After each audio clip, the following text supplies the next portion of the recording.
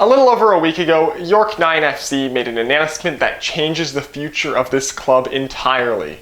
And no, unfortunately, it was not an announcement that Yorkie was returning. May he rest in peace.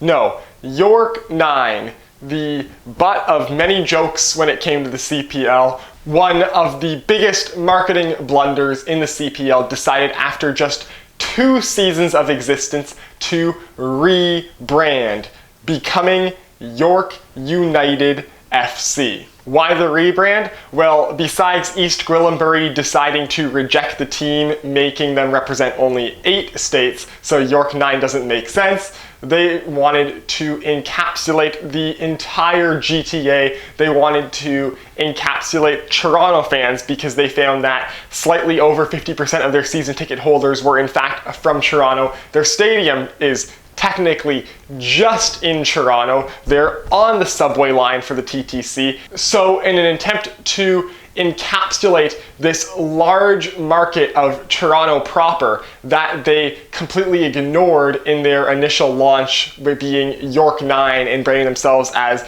York Region's team, they are now shifting gears and trying to appeal to the proper City of Toronto audience. Now, this was a nice, clean launch. The new logo looks really good. It's something different from the rest of the CPL. Of the 6 original launch teams for the CPL that were all created for season 1, all those logos look incredibly modern, and they all look like they were made in 2018. They all are just very modern logos, but they are very easily dated. York United's new logo looks timeless. It looks like a logo that could have been in and around soccer since the 1950s or prior. It is a timeless crest, and just most importantly it visibly is different than what the rest of the CPL is wearing. York 9's old crest I actually liked, but it very much fit the mold of made in 2018 modern look that the rest of the CPL had. This new crest sets York United apart from the rest of the CPL, and it actually looks really good. The second thing, they released their 3rd jersey for next year. Yes, it's their 3rd jersey. There was a little confusion as to whether or not that was their home jersey or their 3rd jersey.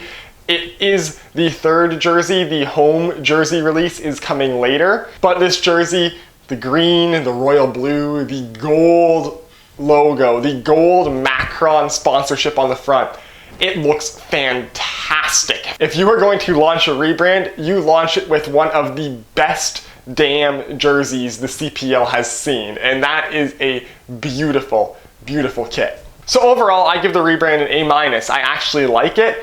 I would have liked to see them stick with York 9 longer. My only downgrade is I like the not European or traditional soccer names of United City FC. I like staying away from that. I like the fact that we have teams that are the Forge or the Cavalry or York 9. It was interesting. But overall, the new crest looks great. The new jersey looks great. I like it.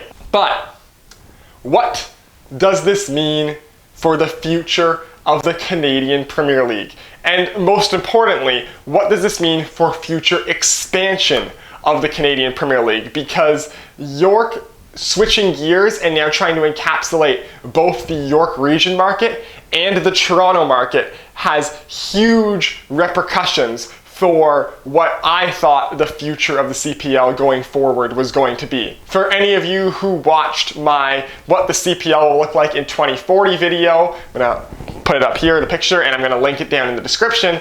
One thing that I was very big on is having multiple teams in and around the GTA. I think there's a potential for many derbies. There's a potential for just so many rivalry matches in there that could be so exciting, kind of like London in the Premier League where there's just like 6 teams there. What I was hoping for was each of the main regions around Toronto would get their own team. You could have a Peel region team, York region team, if York 9 is already there, Mississauga team, and then Toronto proper could have a team or 2. That's what I was hoping for. York rebranding in season 2 puts a major dent in that, because York 9 was something very important to the CPL. The CPL avoided the metropolitan areas that had MLS teams on launch. No Vancouver team. Yeah, Victoria is Pacific, but that's a different city on the island. No Montreal area team. Actually, no Quebec team in general, which is sad. And there are rumors that if there is a Quebec team, it'll be Quebec City, which, like, Quebec City is a perfect place for a CPL team.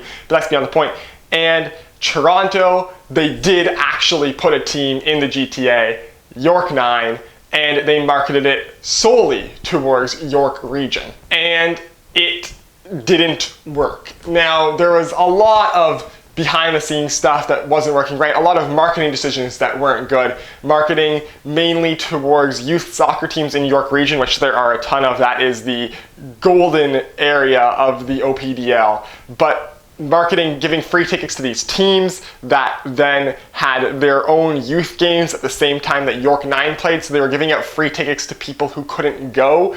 A lot of games that were on the same day as Toronto FC games, so people would have to decide whether or not to go to the York 9 game or the TFC game, and most people are going to pick the TFC game pretty much every time in that case. So the branding wasn't the only issue. There were several issues with York 9's first season, and then of course season 2, no fans, PEI bubble. But after 2 years, York has decided that playing only to the York fan base, playing only to the York region fan base isn't going to work.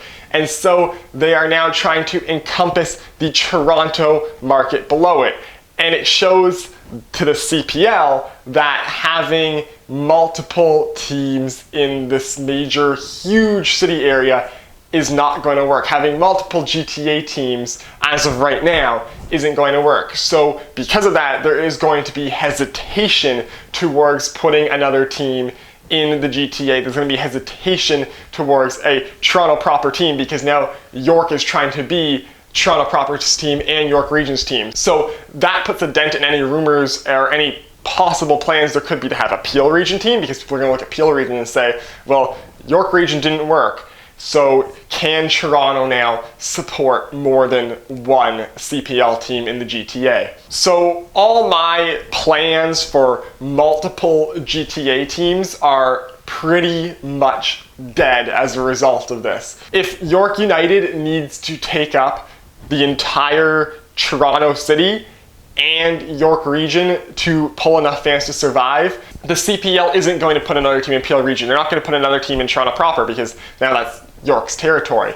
The only other place in the GTA now I could see getting a team is Mississauga, because I feel like Mississauga, as its own city, is 600,000 people. If you put a stadium in the right spot, you could do very, very well there. But the dream of a Peel region team, the dream of a Toronto proper team in addition to York United, that dream, it might not be dead, but it has a giant knife plunged into it. And I don't see the CPL looking to expand any more into the GTA until at least they can see if York United can actually sell. And this affects Vancouver and Montreal too. It's those MLS team cities. It's showing that they can't support more than one CPL team in their metro area. So just the dream of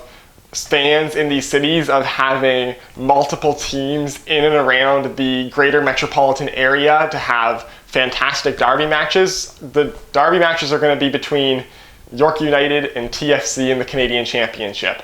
That's going to be what it is, because as of right now, it looks like the CPL can't support multiple teams in one city or multiple teams in one metropolitan area. So that does it for this video.